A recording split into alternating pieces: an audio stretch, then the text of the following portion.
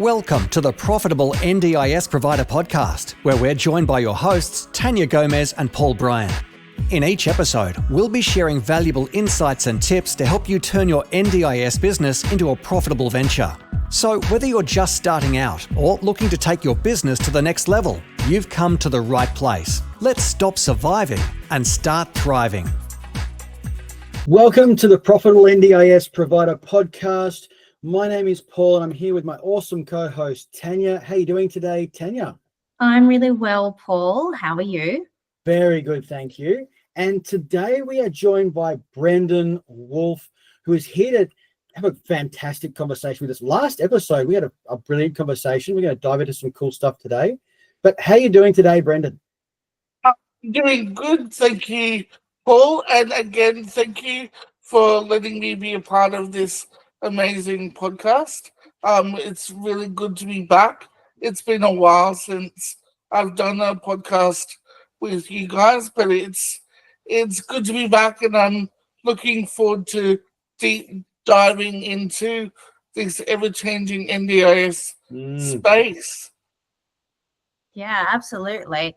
And for people who aren't familiar with you, Brendon, can you give us a little bit of an introduction about what your experience is, where you fit in the NDIS landscape, and what you've been doing for the last couple of years since we spoke?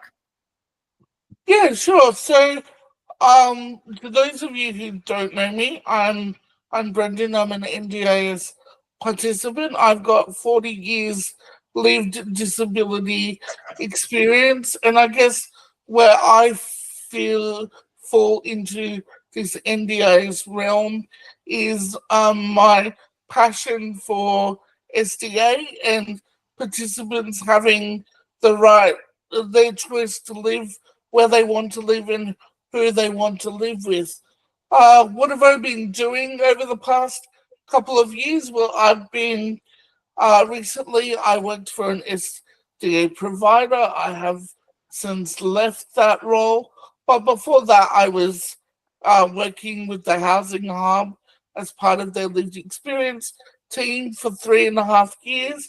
And I guess I've now decided to create my own little consultancy business, educating participants and support coordinators on SDA and NDIS in general. I guess over the time that I've been working in this sector, I've gained a great wealth of knowledge and experience on both sides of the fence. So I've seen it from a provider point of view, and I've seen it from a participant point of view as well. And yeah, it can get a bit tricky navigating across the two, but yeah, I enjoy it. I love it. Yeah, you're an amazing advocate, and you have an amazing story about your SDA journey and battle and going through the tribunal to receive your funding, and as a result you have a wealth of experience to help other providers and support coordinators on how to navigate that process. That's correct. Yeah, I guess you could say that negative experience that I've had with the AAT turned into something positive for me, because now I'm able to give back, and with that wealth of knowledge and experience that I gained in that process. And while the AAT is still, like, participants are still having to experience that journey, I just hope that those the NDIS starts to look at things properly and make sure that participants don't have to go down that path anymore, because we're seeing quite an increase in participants having to end up at the ART. And yeah, it's a process that I've been through I spent 3 years in there, and yeah, it's a long journey and it's a tough journey. Yeah. There's a lot of changes in the NDIS recently. We've heard about we've seen there's been cuts to things like therapy. There's been we've heard a lot. There's been a lot of controversy around SDA specifically with Cocoon. I've heard that the SDA design guidelines are being changed at the moment and about to be new ones released very soon. There's lots of changes. I'm wondering, from your perspective as a participant, where do you see the NDIS in 5 years' time? From a participant point of view, I guess the change that has really impacted participants the most is around the funding being cut and the allied health area being cut. And with those cuts to those services, it means participants will not be able to receive the ongoing support that service provides them. And it's a common, it's what is happening there is participants rely on those services to maintain their level of support and their needs.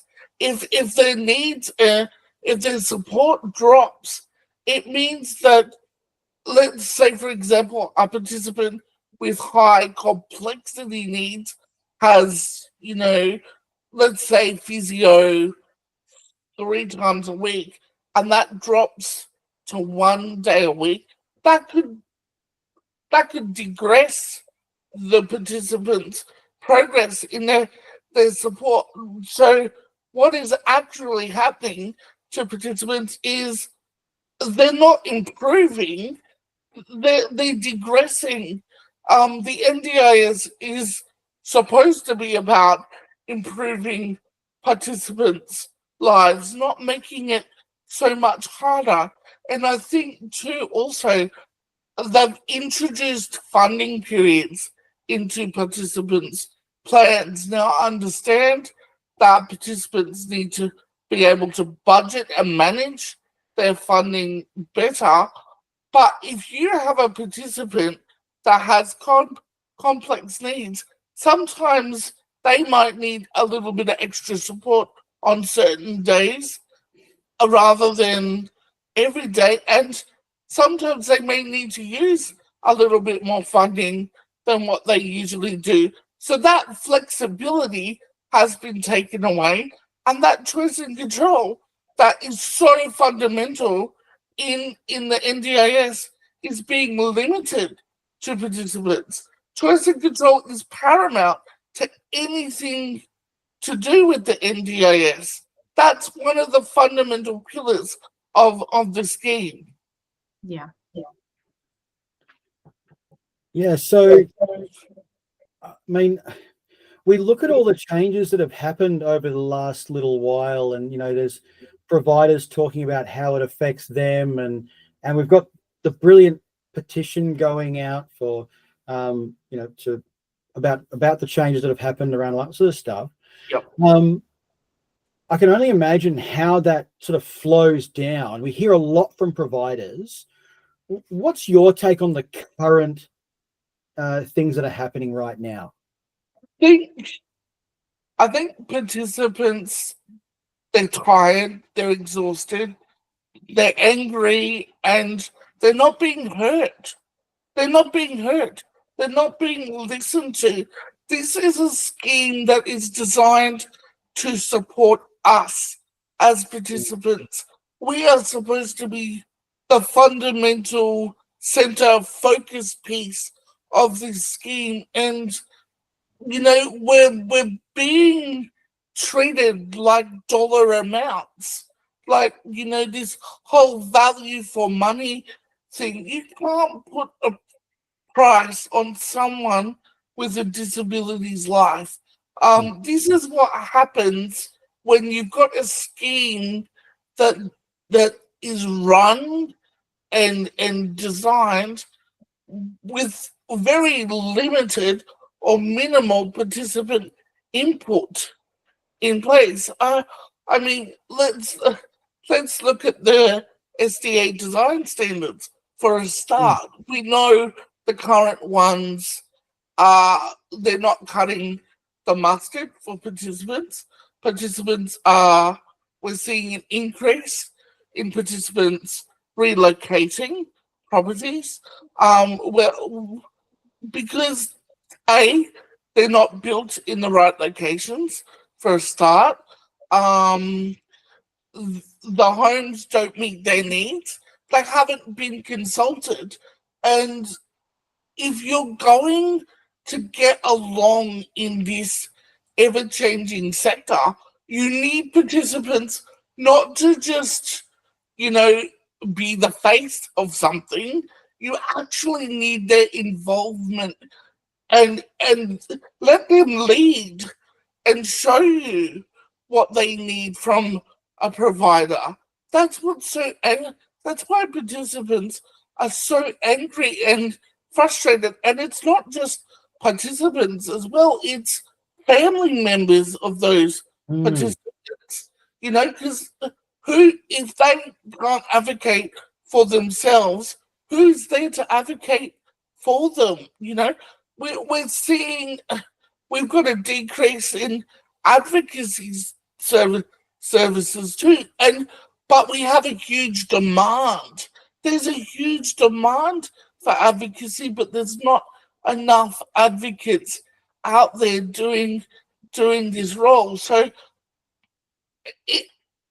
everybody, including providers, we're all tired and we're all fed up, and we just need to take a deep breath. And I think we need a re-look at the legislation and how it's get participants to co-design that legislation that best supports them. It's so important. It's really important. And, I've heard ministers in the last few days speak in Parliament about, we need to have participants more co-design and get involved more.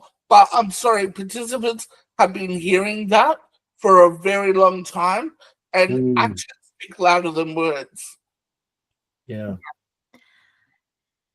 I have two follow-on questions for you around that. So my first question is, when I'm auditing an NDIS provider, there's a requirement that they provide opportunities for people with disability to give input into their processes and policies. But most providers aren't really sure how to do this, and they feel like this is something really big and scary and almost in the too hard basket, because even though they serve people with disability, they feel like asking them about how their supports are is enough, or not enough, but is all they can do, as opposed to figure out how do they meaningfully engage with people with disability to get input. I give examples, probably not the best examples, but I look at what some people do and I suggest that other people do the same thing because it's an example. The suggestions I give is things like inviting your participants in, doing a pizza evening, talking about a process that affects them, such as incident management or complaint management, or, if you're changing over from a paper-based sign of your service agreements to a digital one, get them to demo it and give some feedback on if the processes work. I'm sure there's better examples, but how can providers meaningfully engage, not just with their participants, but the broader community, the broader people with disability community, to actually take their feedback into their businesses?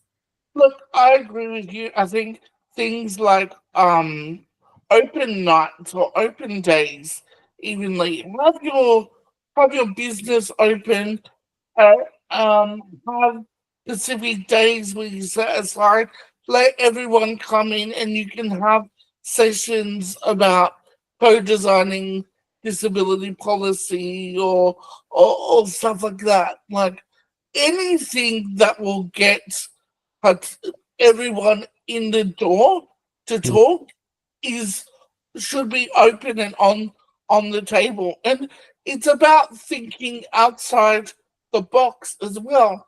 Like your standard webinars or your online things, while they're a great tool and a great source, because we've known from COVID that,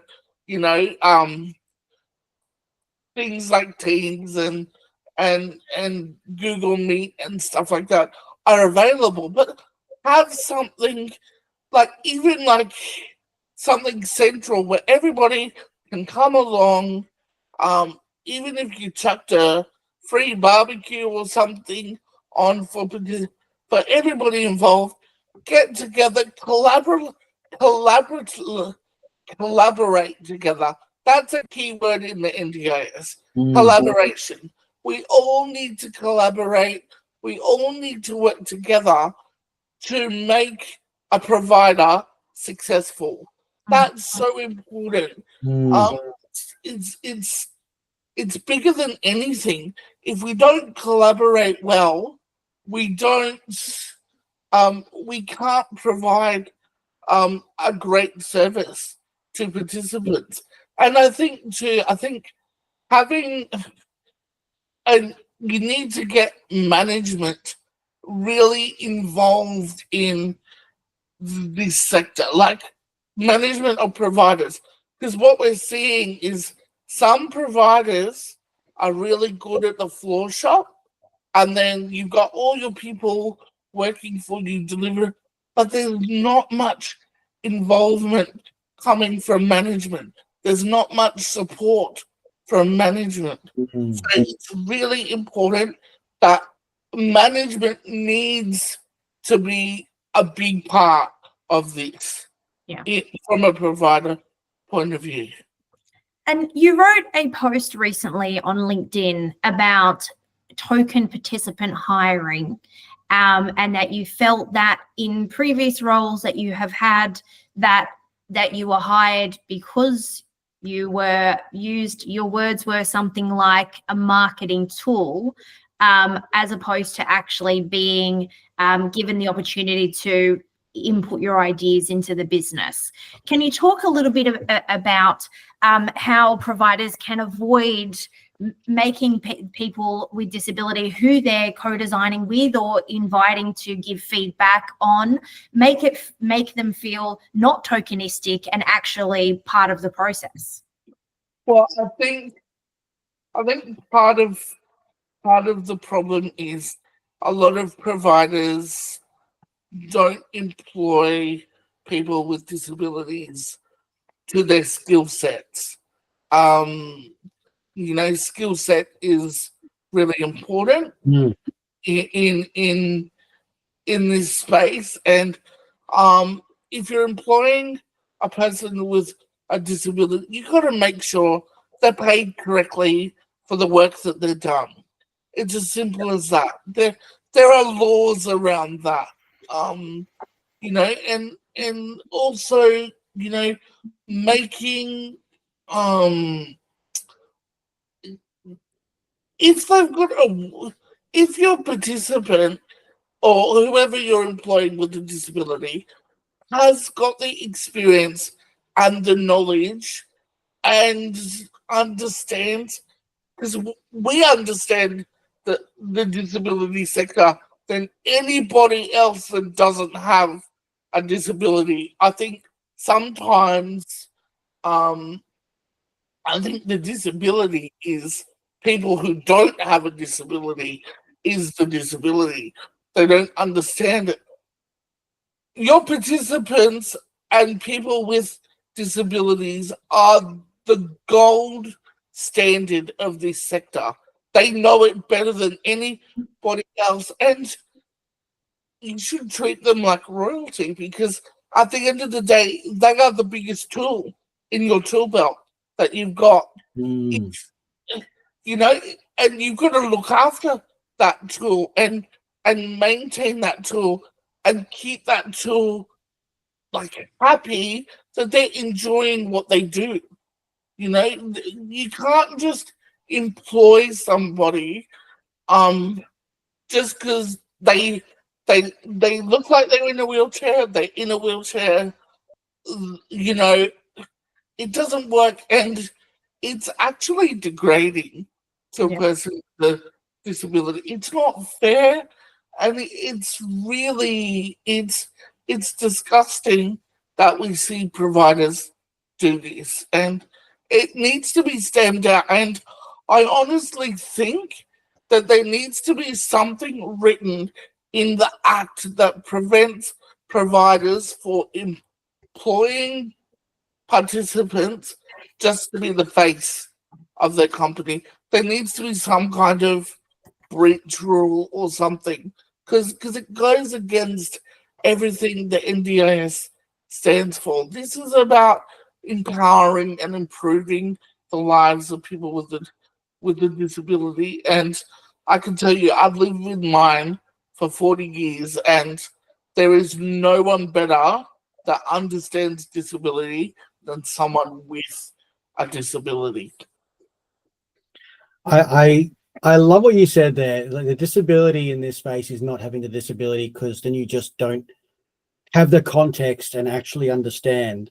And that's why I love your idea of co-design and what should actually be happening. But I think you're 100% right. It should be happening, but definitely not currently at the level that it needs to be at. Yeah. 100%. 100%. You know, it's horrible. It's dehumanizing. It's degrading. I can't stress that enough. You know, that the disability, people with disabilities. Sorry, the NDIS is a disability sector, and here we have providers that just don't listen or don't understand it and don't get it. I mean, if you don't understand the sector that you are wanting to work in, how are you meant to survive as a business? It's as simple as that. You know, and I strongly believe too, participant before profit. Those are my words. Put your participants first before your profits, because that is so crucial. So can you let us know a bit more about why advocacy is so important in the NDIS for people that may not really, I guess, understand it? Yeah. So advocacy is someone that who understands your needs and has probably experienced the same thing that you've experienced. And it's about, speaking up and supporting that person, and stressing to whoever it may be that, this support is crucial and is needed, and they really need this. Why is advocacy so more important than ever before? It's simple. We have an aging population. We have a huge aging population. There are parents out there of participants that I've spoken to. What do I do if I pass away? Who's there to look after my child and advocate for them? So it's really important to remember that we have an aging population, and the percentage of people with disabilities, they need someone in their corner to fight for them, because their loved ones aren't going to be there forever. Like me with my parents. While my parents are my biggest advocates, they're not going to be around forever, and I have to then advocate for myself as a person with a disability. I have feelings and wants and needs and desires just like every other human being. But because I've got a disability, I have to fight that extra little bit hard to get what I want. And that's where advocacy is so important.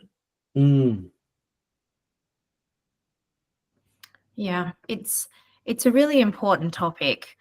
I had a question for you around the work that you've done. So you've worked for Housing Hub, you've worked for a provider, you've worked for NDIS Property Australia, and I wondered, how do you actually balance the working for a provider, being a participant yourself, and being able to switch off and give yourself, making sure that you don't burn out, where disability is your life. It's what you live with every day, but then also in the disability sector, how does that just this is something that I've had to grapple with in the past 12 to 18 months.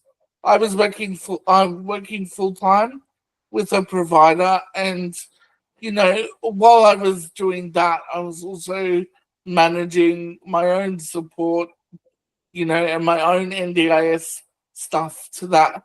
I guess for me, I would sometimes go to work and I would like listen and input and be like, yep, all sounds fantastic and great.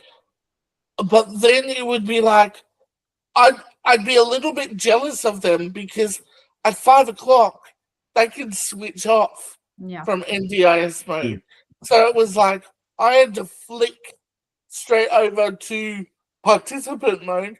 And I guess for me it was about setting boundaries, about turning off notifications after 5 o'clock for work or NDIS stuff, because it was like my Facebook and my LinkedIn and everything that I see it's all NDIS stuff, and it is consuming, and there were times there where I was like, oh, this is getting so tough. Like, how do I manage both sides of the equation? So I guess for any participant that is looking to work in the sector, you've got to set yourself boundaries, because otherwise you will burn out and you will get tired. And the NDIS space is always changing, and like it happens sometimes without warning. We know that the NDIA like to spring instant changes on us. But yeah, it's about setting boundaries and making sure you take care of yourself first. Because, like I've said to people, how can I advocate for other people if I can't advocate and look after myself? So, yeah, that's so key. Yeah. Recently, when we were talking, we chatted about how the sector is tired, worn out, that providers are closing their doors because they really just can't keep up with the constant changes, also with the short notice that you spoke of. What's your advice for a provider or even a participant in the scheme of how can they keep looking after themselves and keep showing up every day in this really tough climate? Well, for providers, I know that the tricky thing is keeping up to date with all the latest information and the changes. It's always, happening. I would look at providers, if it was possible, they could, implement systems where they have someone that's just constantly checking updates, and that's almost a job in itself, really. So you could literally have someone, employed to just keep an eye on the updates. To participants, I think I think the NDIA needs to be better at communicating with providers and participants. They need to give us more notice about changes, and they need to be clear about the information and the changes that they provide. A lot of the emails and the information I've gotten, not just as a participant, but as a provider, I've gone, what is this? When did this happen? Like, there was no consultation. There was nothing. It was just, we've decided to do this. We've decided that this is when it's going to be, no warning. And providers have got to act on the fly to implement those changes. And at the end of the day, it's the participants that suffer from it, because the providers have then got to rejuggle everything and potentially like lose staff because they just can't, cover the costs of the changes. That's, I guess too, having the NDIS as, it's opened to market, everyone is wanting a piece of the pie, and it's bigger than when it was 5-6 years ago when I first went on the scheme. Providers have grown tenfold. It's probably the biggest growing sector since the introduction of Medicare. Like, it's huge. It's a massive, over 100,000 providers, and some of the, like, the majority of them are not registered providers. I do like the idea of mandatory registration. However, in the support worker realm, now that there are a majority of the support workers out there are independent support workers, because participants, there's a majority of participants that prefer independent support workers. I do believe that independent support workers should be registered. However, to what type of registration, I think we need to consider that these participants rely on these independent support workers, and that registration needs to be a much simpler process than what a big provider would go through, because a lot of independent support workers don't really have that much of an overhead, really, but $8,000 for or what is it now, like $9,000 for an audit is pretty. It's pretty big for someone that's independent. Yeah. So I think whoever is on the co-design of the support worker registration, there needs to be some consideration about that.